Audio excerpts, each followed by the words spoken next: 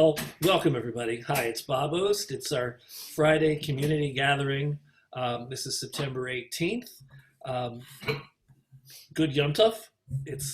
We're heading right into Rosh Hashanah. Good Jewish boy having a community gathering that ends at 6:30 with sundown at 6:59. I'm always planning things well. Uh, so we're going to be talking today with people that are involved in Cabaret, which is another aspect of the performing arts that we haven't really talked about before. The community gatherings were created as a response to COVID. I threw my arms up in despair on March 15th when we were all told that we had to isolate. I sat down and thought, oh my God, I think I have to close my company. I can't do any of my events. I spent about 2 weeks just torturing myself about it. And then I thought, well, maybe I can do things virtually. Then I thought, oh God, I don't want to learn how to do Zoom. Please, dear Lord, no. But I actually had somebody holding my hand and we decided to do a panel and we did a virtual panel. And then I decided that everybody was feeling kind of lonely and isolated, and it wasn't beyond the realm of possibility to actually have a sense of community and to create a community. So I basically started these weekly groups like third Friday in April, I think it was. And we've done them every week since then. I have not missed 1 week. And I'm kind of dedicated to creating a place where everybody at least knows they can come and be with other people on Fridays at 4:30. We've talked about how people have pivoted.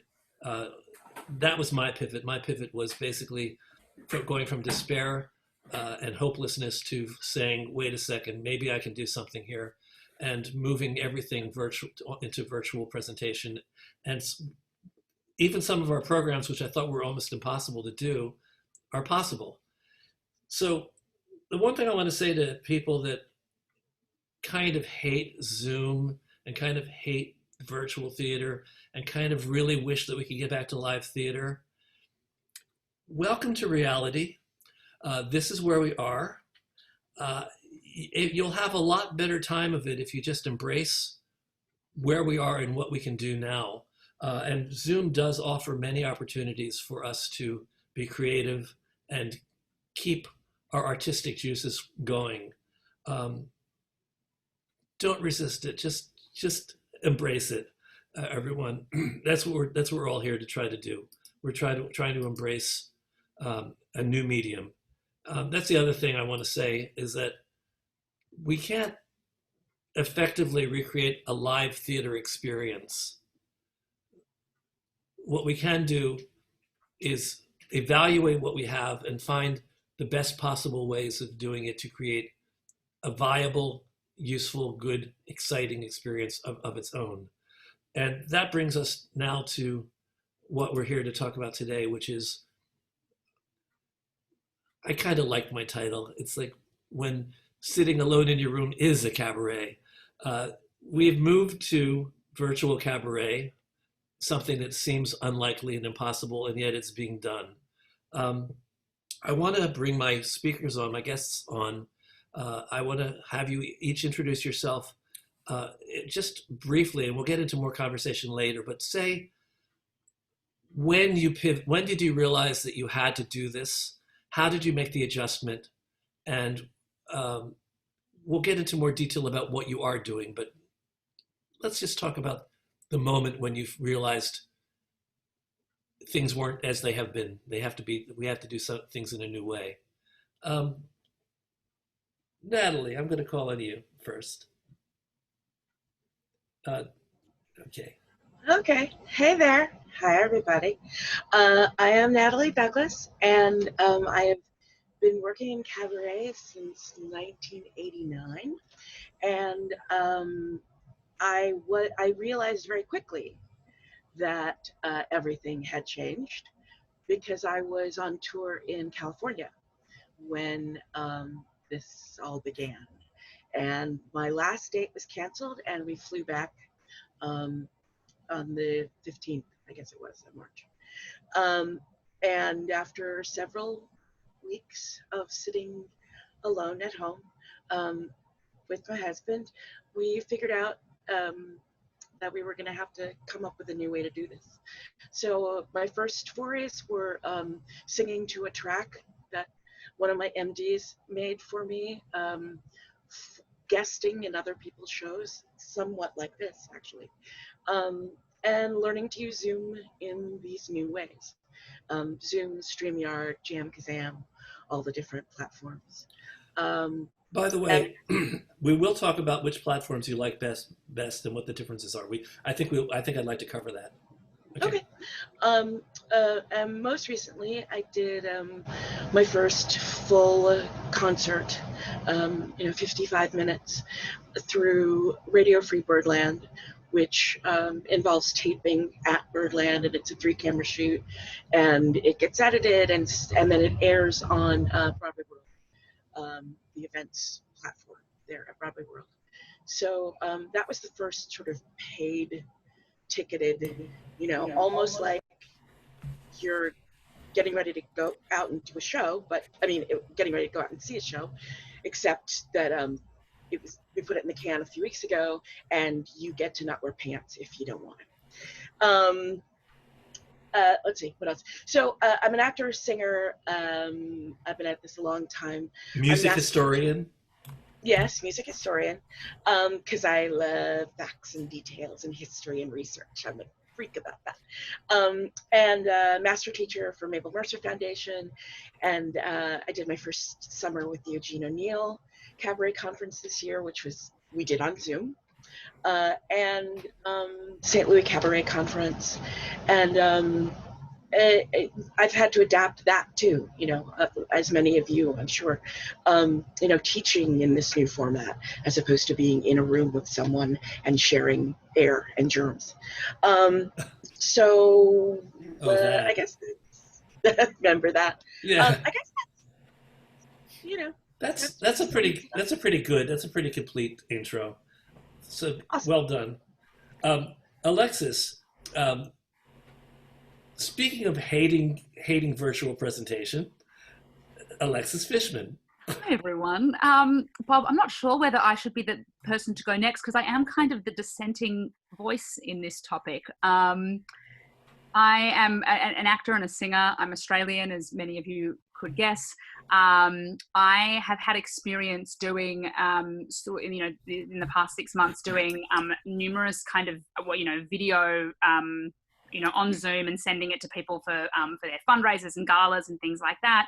And I was involved. I was asked to do. I have an Amy Winehouse show that usually is done in full Amy Winehouse getup. We did it at City Winery last June, and it's played in Australia, both Sydney and Melbourne as well. And I was asked to do that show online, and I was not comfortable with it because I didn't want that piece to be out there for all eternity, and I didn't want it to be recorded because I still hope to be able to perform it. So I came up with something else, and I pivoted, and I did a sort of a more kind of standard sort of cabaret where I was just singing Amy Winehouse's songs and speaking about her life.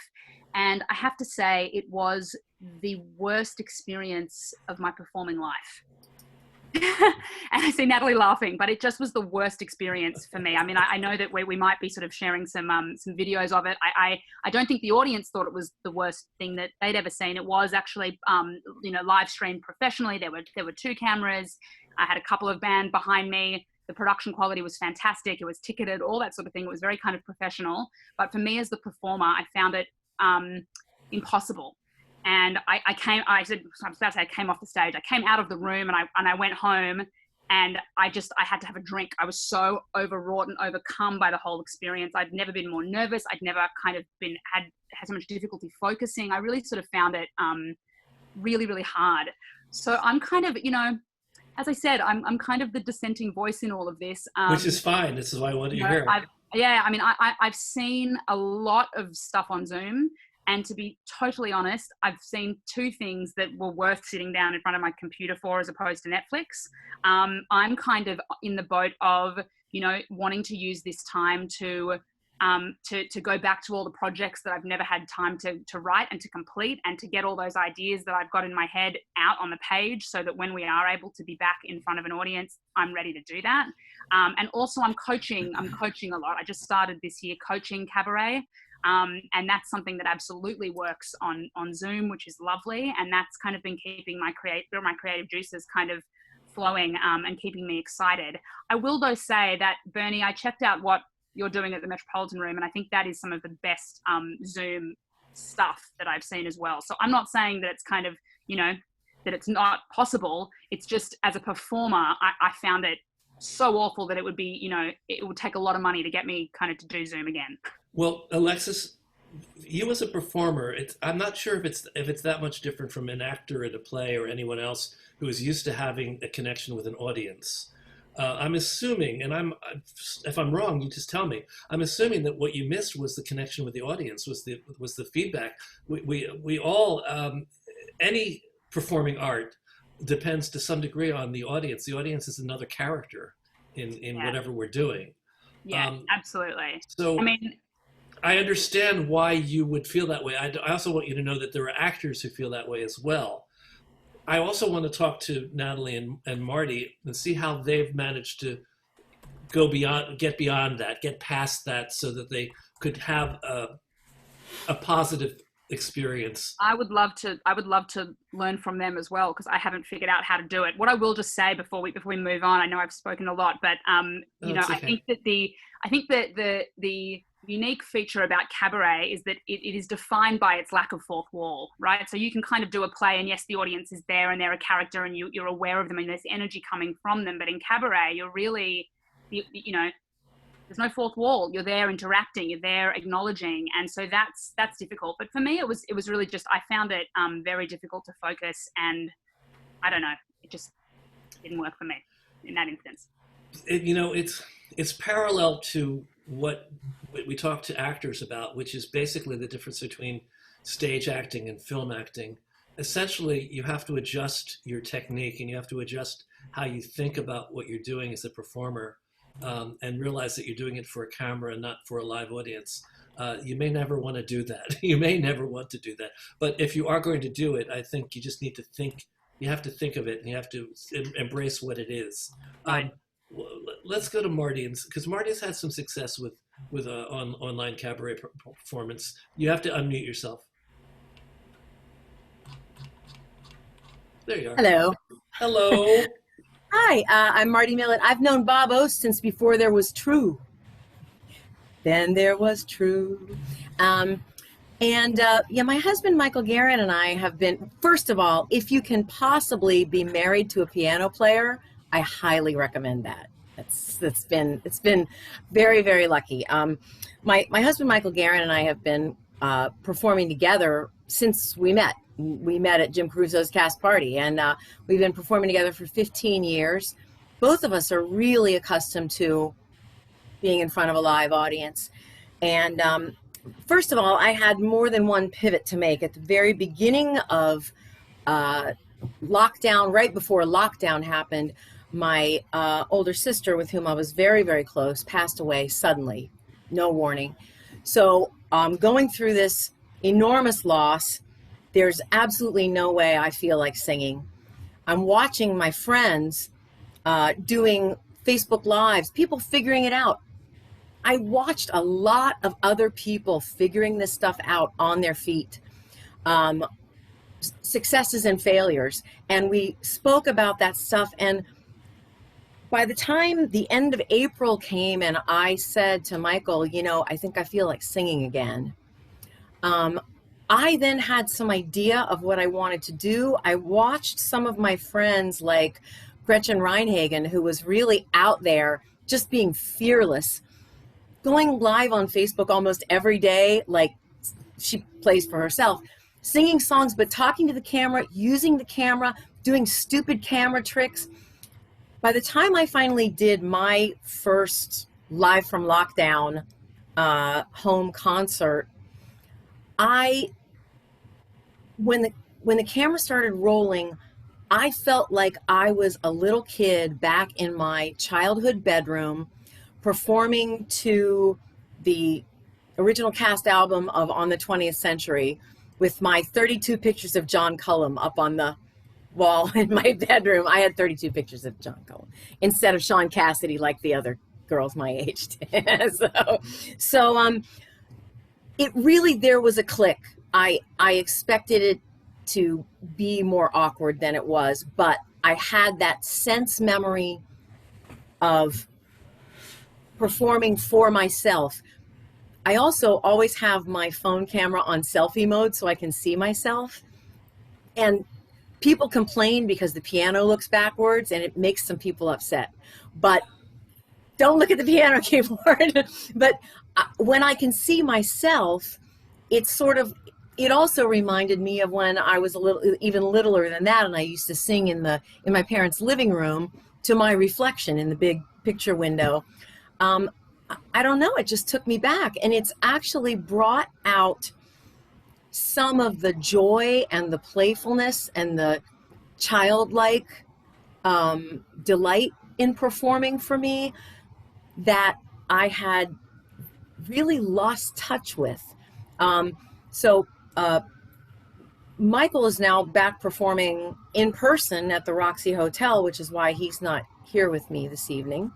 And we have also started performing together in person, safely distanced, at the West Bank Cafe every Sunday from 6 to 8. The audience, the nearest audience member is 12 feet away from us. So we're inside, the audience is outside. It's all just, we're just rolling with it. So that's what I want you to explain, because I read the article in the Times about it. So you are in the window. Yes. And the audience is on the street. Yes. All three of them, or what? They've been selling it out. They put in some extra seating, as a matter of fact, around the corner. But there's a sound system in the window. You know, they have French doors that open up, that accordion open. So it really is like being on a stage. So the French doors open up that entire wall. So it's like a proscenium. But we set up 6 feet back from that so that there's enough distance between us and the audience. And it's your usual, sidewalk cafe seating with the tables spaced out. And I mean, it's hard for me to describe. You kind of have to walk by the West Bank. And there are waiters and there are drinks, right?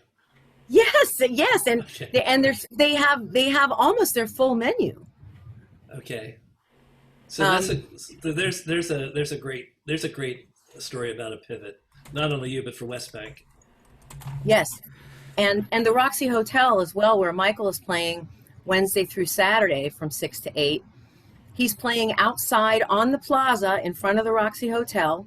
They have a big cobblestone plaza out there with seating. He's safely away from everyone, just playing piano, no singing, but he's also doing his live stream, his Facebook live stream on Wednesday and Friday for the first hour of his set at the Roxy. So as we trickle back into performing in person, we're kind of doing a hybrid thing. We're broadcasting the first hour of our 2-hour show at the West Bank on my Facebook page, and Michael's broadcasting the first hour of his Wednesday and Friday at the Roxy on his Facebook page. So Facebook is basically, that's the platform you're using. That's the only platform we're using, only because that's where most of our people are. We were simulcasting on Instagram for a while, which for us, we're very low tech. It just meant using 2 phones instead of 1. And the number of people that we had on Instagram, it turned out it wasn't really worth it. They came to Facebook. So that's totally an individual thing. So one thing we haven't really talked about is the difference between live performance on virtual and recorded, pre-recorded, and edited performance. We're gonna be more specific about that going forward. But I want to move to Bernie right now, and I want Bernie to talk about the pivot for him from the other side of it, because he was booking shows at the Triad. He was the former manager of the Metropolitan Room. Thus, we have now Metropolitan Zoom. Get it? I get it. So it works for me. So Bernie, tell us a little bit about the journey for you. Well, it's been a very interesting journey, just like for everybody else. But first of all, I just want to thank you for inviting me. It's nice to see Natalie here, and Sandy, and Michael, and Alexis. Thank you for the nice comments. What happened was sometime in March, we were booking the Triad pretty solid for the rest of the year. And, the news broke, and okay, and then we had to reduce the capacity to 50%, if you recall, and then 25%, and then all of a sudden everything was dead. And so I said to everybody, don't worry, we'll be back probably in May or June. We had no clue what we're in for. It's quite a year. I mean, I want to wish everybody a Happy New Year. And I want you to remember that last year we wished everybody a Happy New Year and a sweet New Year. This is the year. So there is some sweetness too on the other side. There are some things that we learned, and a lot of good things have happened. There's a lot of bad things that happen, but there's a lot of good things that happen too. And I was pushed into this because I like to help other people. And I said, what can I do to help others? And I thought of the name Zoom because I was Zooming with some people. I said, it sounds like the word room. And I said, Metropolitan Zoom. Then I realized Metropolitan Room, we thought went to heaven, but it actually got stuck in the cloud. So we changed the name to Metropolitan Zoom, and I know it's very corny, but it works. And we've been booking a lot of shows, but I started with giving webinars. The way I started, Bob, was to just give webinars because I knew nothing about this technology, nothing. I said the only way to learn is to teach.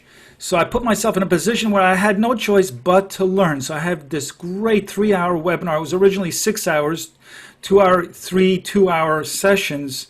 And I teach the philosophy of doing virtual shows and changing and having the paradigm shift and understanding the paradigm shift of this reality and working with it. And then I teach the technology and how to set up a pop-up stage, a pop-up nightclub kit. And I go through from beginning to end with every detail, from every wire to every backdrop to every camera to every screen. It's all there. And then I teach marketing. And it's so interesting that much of it is the same in how we've done it in the in-person situations. Because I've run a club, because I was the managing partner at the Metropolitan Room, and I booked 6,000 shows, I have a lot of experience on running a club. So I basically run a club online. It's a virtual club, and we have a receptionist, and we have a bartender, and we do it all. And from the beginning, and we let people in. They learn about how to behave in a club, in a virtual club, just like you are instructed when you are in a real club. How not to text and how not to, chat and make noise and take flash photography and all of that. But there is the virtual end of it. So we do all of that, and we've had quite a few shows now, and we're selling tickets full price.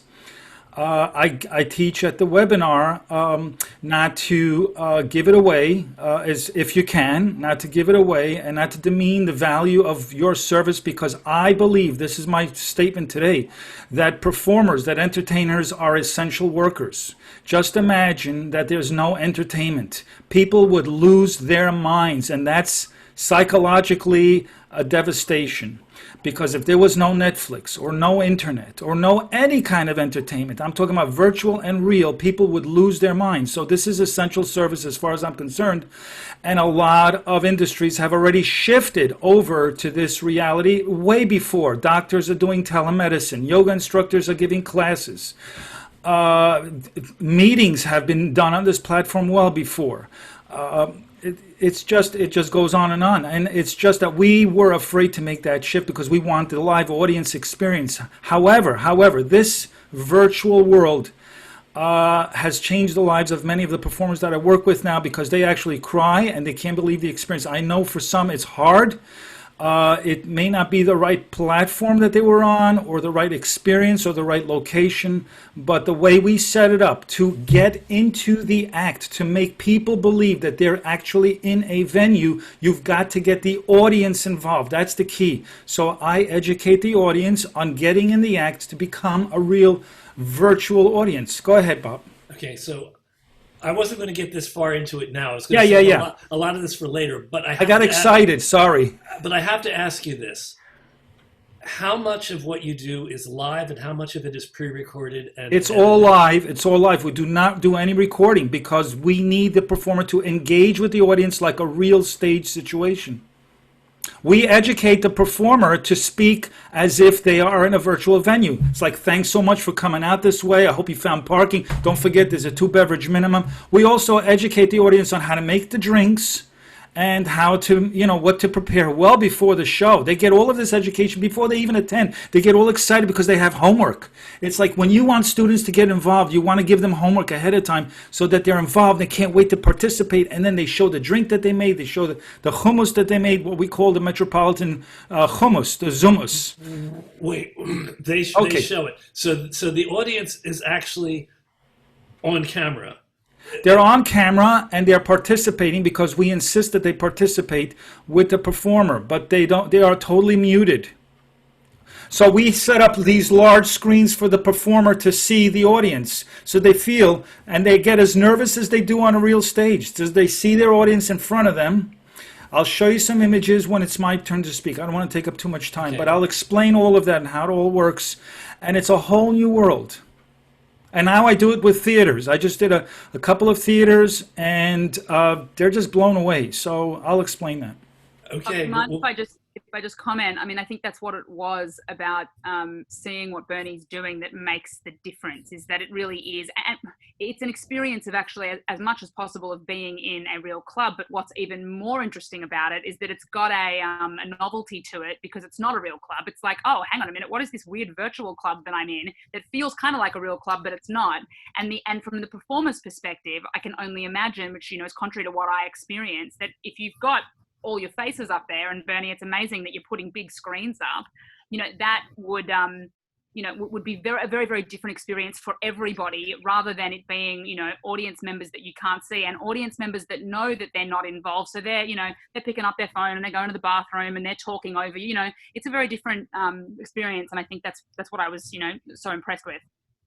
Thank you. So I'm going to go around again. I'm going to ask Natalie, Alexis, to some degree, and Marty, how you have adjusted your art, your technique, how you have created something that you find at least somewhat satisfying, if it's not as satisfying as a live performance. Marty, let's be clear about the fact that you are doing some virtual presentation, but your pivot has been to live performance in the window of West Bank Cafe. In-person performance in the window of the West Bank Cafe, that's right. And but I'm still live streaming the first hour of that show every Sunday on my Facebook page, and my folks that got used to seeing me every Thursday and then every Tuesday when we had to move it, they're tuning in on Sunday nights and they're making requests, and I'm directing some of my comments over to them on the camera and looking at their requests while Michael is playing one of his numbers. I mean, we're just we're doing a hybrid, and all the people who are in the audience watching, I just tell them, we're also on Facebook Live, and they think it's cool. I mean, everybody's being very open-minded and rolling with it. I mean, the people who are there live are so thrilled to be seeing live music again. It's a wonderful feeling to have people be so appreciative. Okay, that's interesting. Natalie, what is live in your performance? Do you do any pre-recording, any post-production editing? What is your method, and how do you compensate for not having a live audience in that experience? Well, I've done a couple of live performances the week of the Eugene O'Neill Cabaret conference, by virtue of it being virtual as opposed to everyone going up to Connecticut and staying up there. If we were staying up there on the at the Eugene O'Neill, there are performances every night. You know, you have master classes all day, and then you have visiting artists, and the fellows themselves perform. And they tried to kind of replicate that by having the teachers do a live stream every night.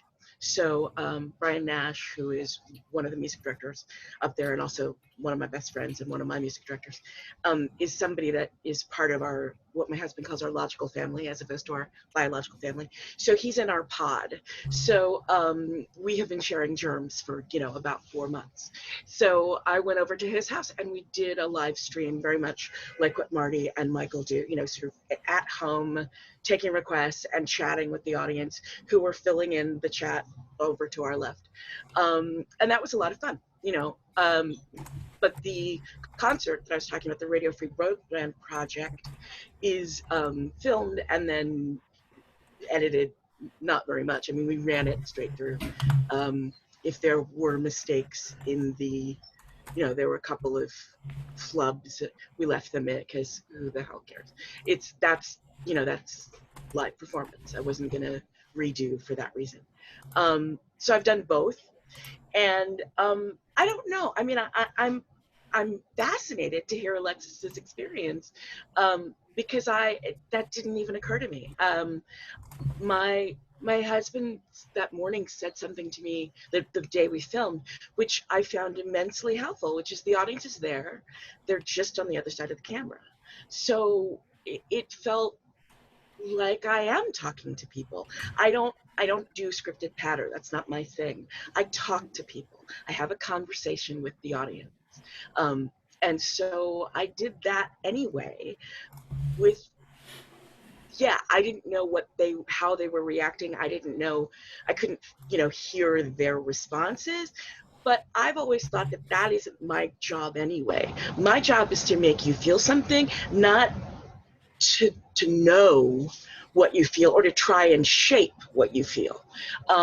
So none of my business. You know, if you want to, if you buy a ticket and then you want to play with your phone while you watch, I don't care. Like, that's not my thing, you know. And I feel like I do so much traveling and I do so many performances in so many different venues, performing arts centers, which are completely different than clubs, which are completely different than, you know, hotel showrooms, which are like, they're all different. So I'm always making adjustments to performances. Most of my shows are crafted for the Birdland stage, and that's where I do them first. But I do a show a month there, you know, and then those shows get taken all over, and London audiences are not Texas audiences, you know. So I feel like I'm always adapting, always paying attention to reading the room, if you will. And in this case, you're reading a room and there aren't people in it, but you're still reading a room. Like it just made sense to me. It was just like another adjustment. But I think partly because it didn't occur to me that this was like, that this would be difficult, you know, any more difficult than any other performance. I kind of, I mean, I love what I do and it's my job. So when I go into a new setting, I figure the onus is on me to figure it out, make it work, you know. And I had a good time. I mean, I'm so sorry you didn't. We're gonna see if Alexis sort of tries this again. Maybe we're gonna get her to do it again. Don't make her do it if it's not her thing. I would do it with Bernie because of what he's got going on, but Right. I don't know. I don't know where else I want to do it. That's You fine. know, I mean, listen, Natalie. I think what you're saying is, you know, is wonderful, and you're right in so many ways. Except I think, you know, for me,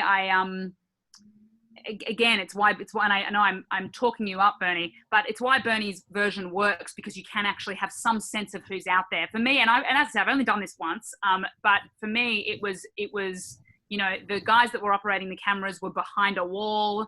It just, there was no energy in the room. I didn't expect to feel so, you know, to have it be so difficult, but it was such a turn off that I am feeling a little bit kind of, you know, well, shy now. I think it's probably, you're probably right. If the format that Bernie has devised seems like it would make you comfortable, then that's definitely where you would go. I mean, I don't think that would be my personal taste, but that's what you have to find. You have to find where you're comfy and what's going to make you feel like, yes, I can do my work in this space. Yeah, this right. feels I'm like also totally home to me.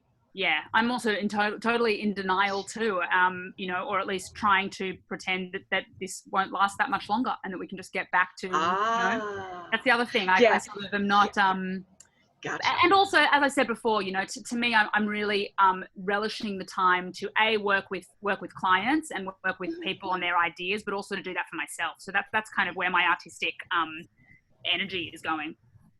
Well, I mean, I think one of the biggest things that is a lesson to learn through all of this is that everybody's dealing with this differently. You know, this sudden weird pause in our lives, in our work. In some cases, you know, we've lost. I mean, I lost a family member. This whole thing has been unusual, to say the least. And so everybody's dealing with it differently. You know, Katie Sullivan, our dear friend and, you know, the artistic director of the Mabel Mercer Foundation, taught herself to play the piano, which is awesome, you know. But I have other friends who barely got out of bed for 6 months. Like, however you need to process right now is fine. There is no right or wrong, you know, this is the standard you must meet. And if you haven't written the great American novel, why, fuck you. You know, I mean, I don't think that's fair to anybody. I think you find what works for you in this new normal that's not like anything we've ever been through before, you know? And I definitely found, go ahead. No, go. Oh, no, I was just going to say, I found the need to perform was overwhelming at a certain point.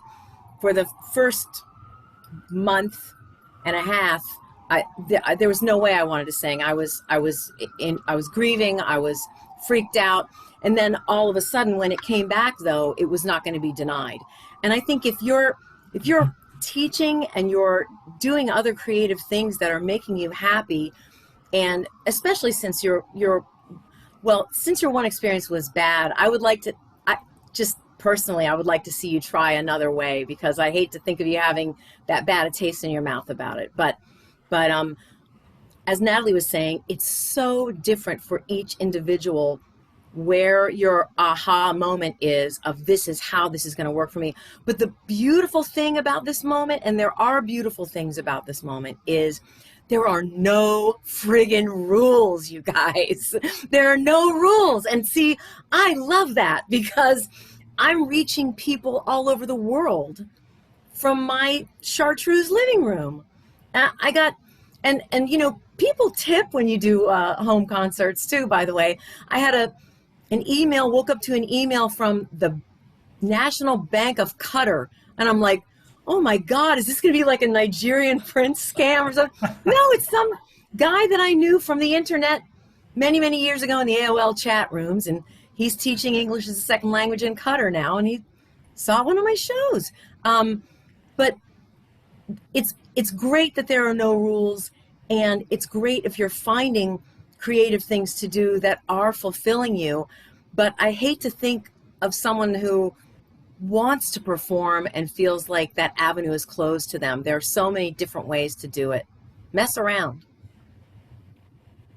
And this is why I wanted you on this panel, Alexis, because having different points of view helps stimulate conversation. And just so you know, you're not the only one who feels that way. Oh yeah. Whether, either as a singer or as actors. There are actors who hate performing on Zoom.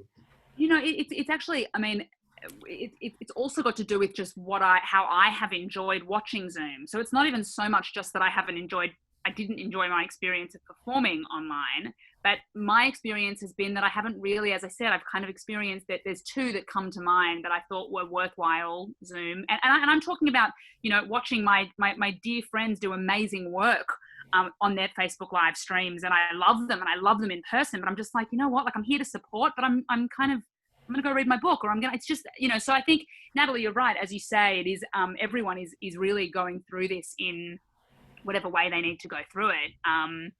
you know, I read a very interesting article very early on at the very beginning of this thing, and if I can find it, I'll put it in the chat. But basically about sort of how theatre artists were kind of scrambling early on to make themselves feel, you know, like they could pivot and put this on an online platform, but actually theatre is live and it's in front of an audience, and that's what defines it. And I think that kind of struck me at that point. The article was sort of saying, you know, look, work on all those things that you've got buried in your back pocket, and that I think it aligns with what I'm feeling. But I appreciate the encouragement from you both. Thank you. Everybody has their own specific aesthetic, and a lot of people feel the same way that you do about watching Zoom. There are so many people who love watching all the Zoom readings. They're thrilled by it. It's a different kind of experience. I don't think they approach it trying to make it a substitute for a live theater performance, but they find other things that are interesting. The intimacy of the performance. People like seeing so much more on a face in a frame than you would see on a stage. Basically, it's film acting. It's film performing. And the people that are watching it, the audience, there seem to be people that respond to the intimacy of it, respond to the delicacy, the specificity. They don't seem to want to impose crossings and entrances and exits, although there are things that you can do with Zoom that can create feelings of movement and feelings of interaction. Which brings me to the question of, are we all talking about solo performances right now? Because there's a little bit of a problem musically with duets and anything more than a solo. Bernie, have you been able to solve the problem? Well, actually, in your situation, people are coming into your space. Is that how it works? Right. So basically, we're doing solos, but we're also doing bands. But in a location like we did John Minnick a couple of weeks ago at the Carroll Studios, rehearsal studios. They were socially distanced. We had 2 cameras there. It was a great show. He had his audience in front of him virtually.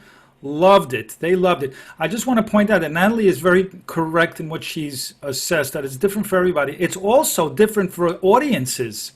But let me tell you what we learned about this experience is that the audience, I know everybody here misses being in front of an audience, but the audiences miss you. And that's what we learned. It's not just about you missing them. It's about them missing you. They love live entertainment. And so what I tried to do was to simulate live entertainment as close to it as possible in virtual reality. But solos, that's what we're doing. We're doing solos. It's hard to do 2 people synchronized because everybody has different latency issues. They have different connections, internet speeds. You can't do that. You shouldn't do that. You should do it in one location, because if you're doing a virtual venue, you don't go to 2 places when you go out at night to a club. You go to one place and it's all there. And that's the way you got to simulate it. It's all there in front of you. I'm still not completely clear about something. Yeah. When somebody does a virtual cabaret with you, do they come into a space that you own? Oh, okay. So I train people to set up their own home studio, just like everybody has their own home office now. Why not entertainers having their own home studio, a pop-up kit, where they stand up, you know, and have a backdrop? It makes it look like a real legitimate stage. But I'm working on something that I'm going to announce with Sandy next week, so that it's not daunting for performers anymore. That you know, you can kind of guess what I'm, you know, hinting at. But I'm going to make that announcement next week, and we're going to be doing a hell of a lot more shows because I have a big demand of people that want to do this. They want to experience it because the word is out now. Performers are having emotional experiences doing virtual experience, but it's not live streaming. That's what I just want to clarify here, because we're mixing the terms together here. There's a difference between live streaming, which is just a broadcast. It doesn't matter if you're recorded or live. It doesn't matter. It's all the same to the audience. They're not involved. It's very passive. They're just watching. They can go to the bathroom. Nobody cares.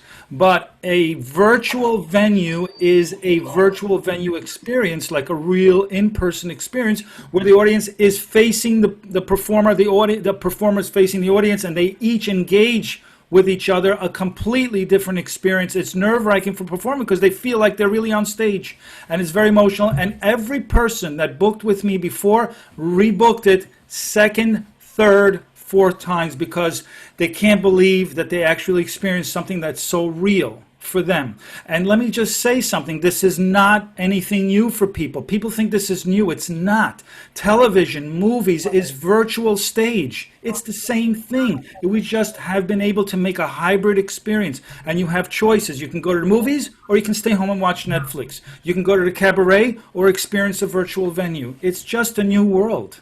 And for your virtual cabarets, is there a charge? How do people pay for it? Absolutely. It's a real experience. They pay $25 a ticket. We sell, most shows do between 50 and 100 tickets per show. And they promote it. They promote the same way that they promote all their shows that they've done before the pandemic. It's really... And you know what? You have to believe in what you do so strongly that people say, oh, maybe there's something to this. So they experience the same experience. We even do, at the end of a show, a step and repeat. They do a meet and greet at the end of the show with a step and repeat, and they can do a selfie on the screen. So it's really taking it to the next level. I'll talk about it later. I know you got stuff to ask. I just wanted to interject that there is a difference between live streaming and broadcasting a pre-recorded video. There's a big difference, and that difference is that my audience is commenting while I'm performing. Yes. And because I have the luxury of having a piano playing husband, while he's doing a number, I can go read the comments and come back and say, oh, so-and-so wants to hear this song. There is a connection with people. It's a very different kind of connection. I love the idea that you're really recreating the live performance experience with the audience's faces right there.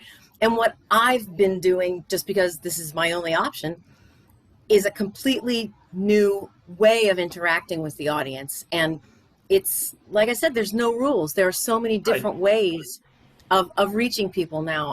I'm dying to see one of your Metropolitan Zoom things now. I have them online. It's on my website. I have samples so you can actually see.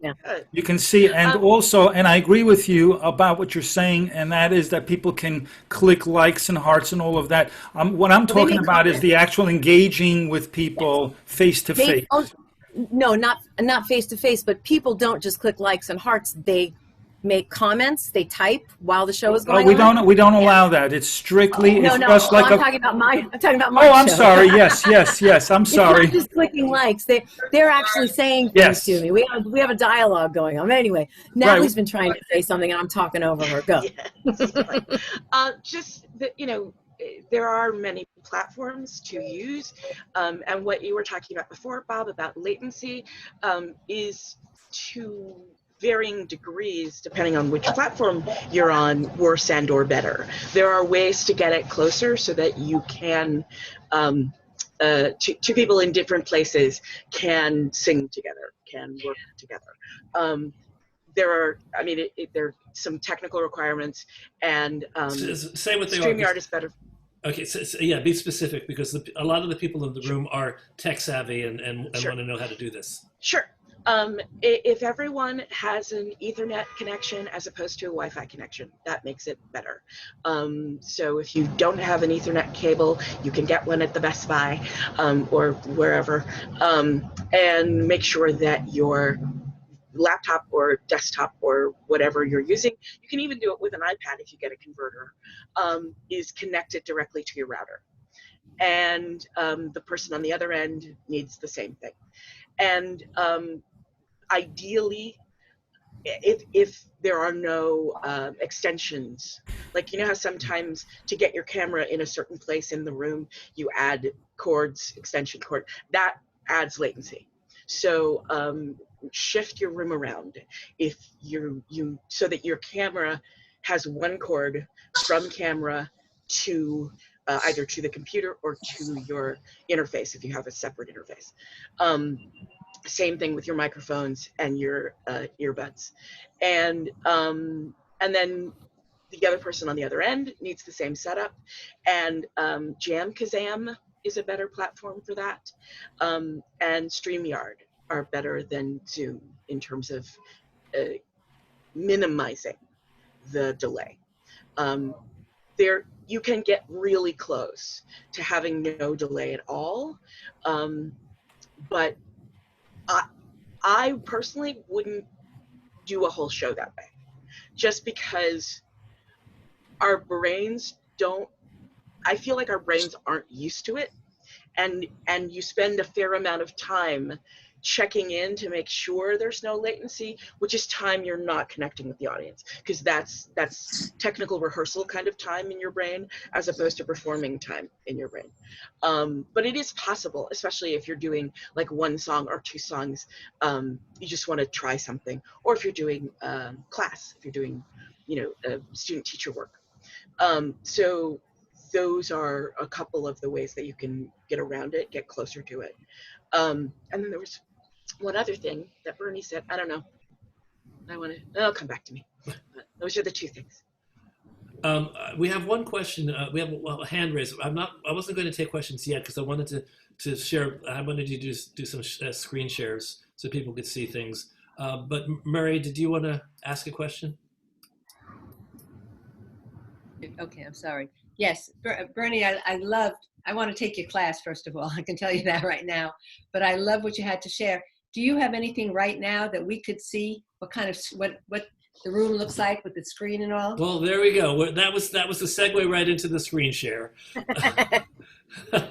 So Bernie, are you ready to share the screen? Yeah, let me share a few things, and I just want to say just a couple of things. And you're all correct. There is no right and wrong in this industry right now. It's a level playing field. I say for those that are innovators and have foresight and have visions in this industry, run with whatever it is that you're doing. Get people connected back with their audiences, no matter how you do it, because it's not something we should be shriveling up. Other people are making that shift. Like I said, doctors are doing telemedicine, yoga instructors. We shouldn't be shriveling up because we don't have a stage. You can recreate the stage. But regardless of what I'm saying, there's no right or wrong. I'm not saying my platform is better than anybody else's platform. It's just different. And my purpose is very unique, and so I'm going to share with you just a couple of things. I'd like to show you, first of all, the website. Bernie, your platform is your unique platform. You're not using Zoom. You're not using any of the other. I'm using Zoom. I am using Zoom. Okay. I'm using Zoom, but I'm also using broadcast software, which is OBS. Right. So it's high-end quality shows. So somebody did ask about OBS or mention OBS. I do use OBS, and we use high-end videography and cameras and all of that. So, but let me just show you a couple of things. First of all, a couple of my promos, which takes a second, and then I'm going to show you my webinar, just a couple of highlighted pages. And then I'll show you the website and how we educate our audience. I think what's important, what I'd like to bring to the table today is it's not just about the performers, there's the other half. There is no performer unless there's an audience. So I'd like to talk about the audience and how we educate them and how excited they are and why they miss you so much and how to take care of them. I think one of the problems with marketing is that performers get in touch with their audiences or their fans only before a show. It's something that you need to do on a regular basis. Otherwise, they'll think that they're just another ticket for you. They really are an integral part of your life. And to stay connected with them and engaged on so many levels, and you can talk about the situation and what you're trying to do to get them back together. It's about getting back together with them. So let's share. What I'll do is I'll share my, let's do this one first. So this is...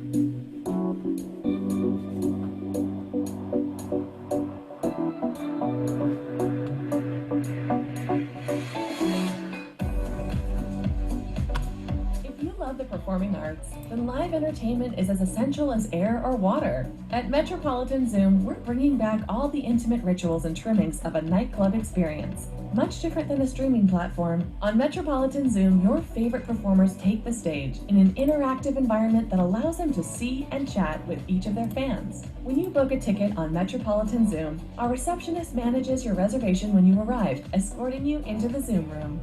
Our bartender will show you how to create our signature cocktail, the Cosmopolitan Zoom, with a virtual twist of lime. And when the performer takes the stage, you'll share an interactive and engaging experience with the look and feel of a big city nightclub. If you purchase a VIP ticket, you'll meet and greet the performer at the step and repeat, and you can even take a virtual selfie. Metropolitan Zoom stands out as the leader in virtual nightclub experiences. Look through our calendar for upcoming shows and see who's next, coming live to your front row seats. Okay, so you guys see the webinar page? Yes. Okay, so let me just flip through here. These are two scenarios. This was a which is which. The top left, Linda Pearl, was at the Metropolitan Room. This is a Metropolitan Zoom experience, very similar. I talk about the premise. Let's see here. I have some examples, and how we educate the audience to get them involved and get them in the act. So we spend a lot of time doing that. Let's see, the look and feel of a reel. Okay, so here's a pop-up kit. So a pop-up kit, if somebody wants to invest in a pop-up kit and make a home stage, not just a home office, but a home venue, you can actually have a pop-up kit, and this is something that I finally put together. It took me a while to figure this out, but every performer has a mixer. They connect to the mixer, they input the music into the mixer, and it all goes into Zoom through USB. They have the screens there, they have a backdrop. I teach them how to set all of that up. I go through everything, the kinds of cameras. You know, I'm talking about every little detail, every little detail. It all depends on how much you want to do. Nobody has to do all of it. Nobody has to do any of it. It's totally, if you want to go all out, I've got the answers. Everything from lighting to even a stool to even the kind of equipment and where to get it and what kind of plugs. I really go, and this is stuff I did not know 6 months ago. I just want to make this clear to everybody. So, and then I talk about Zoom, if you're going to use the Zoom application, and how to set it up and how to have complete control. And I talk about promoting your shows, everything, and I have a total of about 89 pages in all. But what's important is that what we offer at the Metropolitan Zoom is we take 30% because we do all the production, but we educate and train your audience. We do basic training for you. We do the graphic design and the promotion. We do the ticket sales. We do tech rehearsals, just like a regular tech rehearsals. We do the graphics, the intro, the contingency strategies, emceeing, video recording, editing, and training and marketing and selling, and we give you the sales report. What's important is that how many people actually think about a contingency plan. What if you're charging tickets and 100 people bought tickets, and we've seen that already. If your internet goes out, what do? You have to have a contingency plan. You have to have multiple computers running the show, and you have to think about all the things that could go wrong and make sure that if they do, that you're prepared for something like that.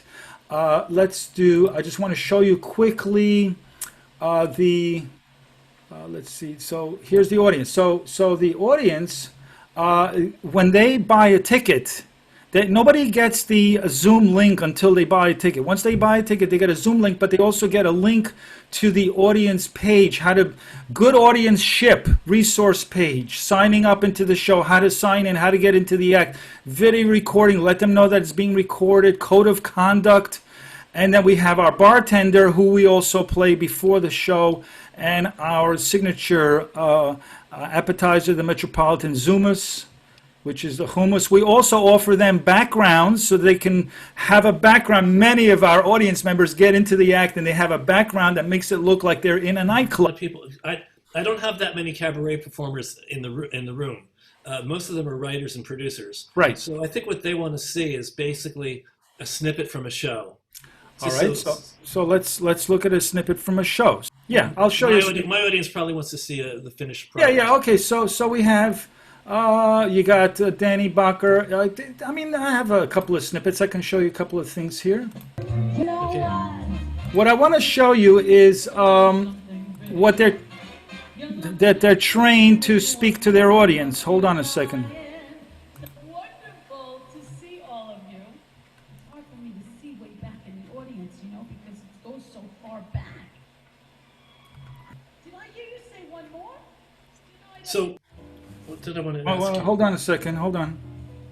So, who provides the track? The performer provides their own track. These that you just saw now have their own tracks, and they have their own. They took the webinars and they bought the equipment, and they need an assistant there to set up the music, and I do the production on my end. So they have the tracks and they just sing to it, but it's got to go through a mixer, and they have to hear it, and that's what makes the sound robust when it goes through a mixer.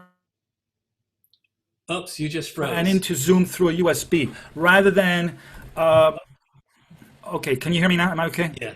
Am I back? Yeah. Okay, so it's better to go through a mixer, and the mixer goes into the USB. The mixer includes music, a piano player, whatever it is that you want to introduce into the sound. So you're training the artist to do a lot of the productions. Right, and it's daunting, and I don't expect every artist to get into this. It's crazy, but there's some people who want to do it. I'm not going there. No, but there are artists that have done it, and there are artists that will do it, but it's just that if they want that option, they can do it. However, we're going to be providing them the opportunity to do it without having to deal with any of that they just show up at a stage. We're at 6:00 now. Normally I go into breakout rooms, but I want to hold on to you guys a little bit longer. Natalie, Marty, and Alexis, does one of you have a screen share that you wanted to show us?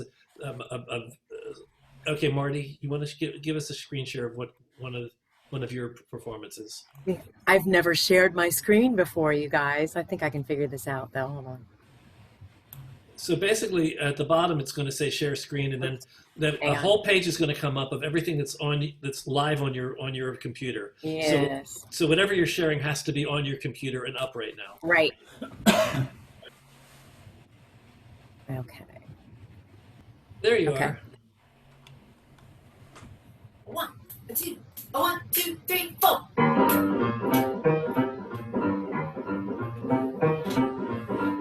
Baby, it looks like it's gonna hail. Baby, it looks like it's gonna hail. You better come inside, let me teach you how to jive and play. Oh, you gotta jump jiving, anywhere you gotta jump jiving, anywhere you gotta jump jiving, anywhere you gotta jump jiving, anywhere you gotta jump jiving, anywhere to play. So There it is. That's a taste. So basically, that's what you stream through Facebook. So how does that? So tell people how that works. That's a pre-recorded thing that we did for a benefit that we did. So I'm sorry. What was your question? That wasn't a recording of a live stream. That was something that we set up ahead of time. So so that wasn't one of the things that you stream on Facebook. Just tell people how it works when you're doing something that you're streaming on Facebook, because I don't do that. I don't know how to do that. It is unbelievably simple. Here, hang on. Stop share. There you go. That's it. When you open up Facebook on your phone and you touch the little box where you post, there's a little button that says go live. You just hit it. And you can set it up beforehand. I put in a description of what we're doing, and if they want to leave a virtual tip where they can go to do that. And then it says start live video, and you just hit the button and you just do it. I mean, and luckily you have Michael there playing for you. Well, yeah. I mean, yeah. I have lots of friends who have paid people long before the pandemic, had paid people to make tracks for them, even just piano tracks that they could rehearse with, and a lot of people are using those on their live streams. So we got more hand raises. So I'm going to put myself on gallery view now so I can see more people. Murray Davis. Well, no, let's go to Sam Berlin. We'll come back to Murray after this. Sam? Yeah, the question I have is, what does that kit cost when you buy it from Bernie or whatever? Right. Well, you don't buy it from me. I just tell you where to get it from, and you can do your own shopping in terms of getting used equipment, or if you're looking to get better prices. I just tell you what to get. I don't tell anybody. Yeah. I think I saw something that said $300 to $800. If you want to buy the whole thing, it can cost close to $2,000. But Okay. it's an investment in your career. If you open up a new office as a doctor or as a dentist or anybody, or even as a performer, you have to buy certain equipment. And this is a career. It's a whole new career. So that's just my point. Whether you want to do it or not is your choice. I'm just a resource for people. That's all. So I did the homework. I did the research. You want to set it up? This is what you got to do. However, it's daunting, and I don't expect anybody to do it, but there are people that want to do it. I did it. I bought the whole set. I created a whole kit, and now I'm going to have people using it.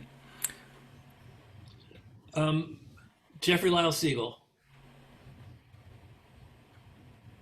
I can't see myself. Okay, great.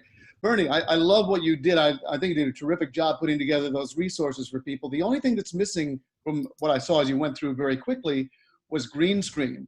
And it raises a question for me about your platform, because you go to this effort to say, hey, here's how you can put a background behind yourself as an audience member and look like you're in a club. But those two examples you show were just people standing against a white wall. If they had a green screen behind them and lit it evenly, they could have keyed themselves into what appeared to be a virtual nightclub. Right. And I would think that would be a benefit of the platform you're offering, almost essential to the platform that you're describing. So I don't quite understand how that fits into your model, what you showed us. Well, the thing is that the performer invests in a backdrop. I just happen to select two, and they're not white walls, actually white sheets, white muslin sheets that they light up with LED lights depending on the mood of the song. They can get green screen. I don't recommend it because you have to light it a certain way. I do recommend getting curtains, like Danny Bacher has a curtain. A lot of the performers are now getting curtains behind them, so you can pick whatever nightclub scene you want to create. It's up to them to do that. But I don't recommend green screen because you can tell that it's a green screen and it's hard to believe that it's a real venue. The whole point is to trick people in believing that it's a real venue, because that's what a good book does, that's what a good movie does, and that's what a good play does. They make you believe that you're there with them, and then so you're so emotionally invested in the experience that your heart is racing, you're screaming. You know, that's the whole point, is to simulate a real world experience. And is that what we're going to get from what you're going to launch that you haven't announced quite yet? Yes. Okay, cool. Thanks. Basically a stage that you can just show up, do your thing. You don't have to deal with the technology or anything. You just do your thing, see your audience again, let them see you, and we're back in business. I've gotten technicians back in business, performers back in business. They're working again, and that's I feel is my mission, is to help people get back to work. That's a question for you. You talked before about the performer being able to see a screen full of faces that are watching them, which led me to think that you were doing something within your own studio. But so that's part of their home setup. Yeah, that's part of their home setup. If they want to do shows, because some people are not in New York, they're in Albuquerque or somewhere. I had a lot of people from all over the country setting up their own studios. So do they require a second computer screen so that they can see their audience? Oh yeah, you got to invest, Okay. and the screens. Not all of this is expensive. You assume that we understand what you're talking about. And I'm sorry, because I need a whole day to explain this. You got to take my webinar if you really want to know everything. I'm just going to keep digging until I figure. Yeah, no problem. It out. The Okay. screens are 27-inch screens. They're $100 at Staples. Okay. You connect it to. You can buy a secondhand computer tower with all of the trimmings, and they cost $150. You don't have to spend a lot of money on this stuff, but you'll have two big screens on it's on an AV system, and you set it up, and they're right in front of you. You put the camera right on top of that, and there's your show. It's just incredible. That's one half. The other half is behind you. And with the lighting. basically, you're seeing your audience because they're all in a Zoom room and they have their audio. You don't tell them to turn their audio off, their video off, like I've told everybody in this room. No, So, their video is on. You're Well, looking video at their is on. faces. Yeah, you Video have on to. and That's you the see whole point. everybody. That's the whole All point. right. All right. You see everybody, and the whole point is that we tell them how to set up their cameras, the audience, so that they're eye level and it looks like they're looking right at you, and it's just a wonderful experience. They have to know how to preset their Zoom screens. I teach them that well before the show. They learn that as soon as they buy a ticket. All right. Murray Davis.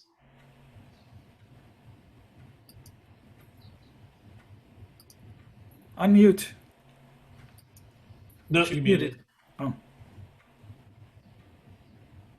There you There you are. go. I think it got mostly answered because I was watching the actors, and I know you said that they're looking at the audience, but you just answered it by the fact of the two 27-inch screens in terms of doing that. I think this is phenomenal. I actually, when you were all talking and before, I actually felt like I was sitting in the theater. I felt like I was in a cabaret watching the show.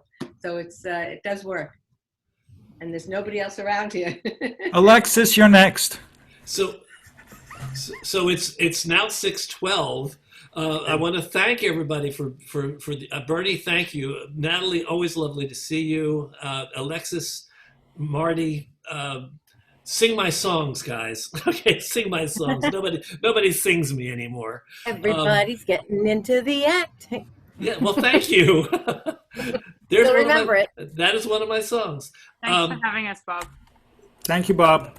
I want to thank you all for being with us. I also want to do my my weekly spiel, which is we do this as a free service. I do it because I like doing it. This is not anything that I force myself to do. I love having everybody here. I love having the community. However, if you want to support us, it wouldn't hurt to give a donation, and this is Rosh Hashanah. So we have a donation page. It's a mitzvah. It had to be a mitzvah.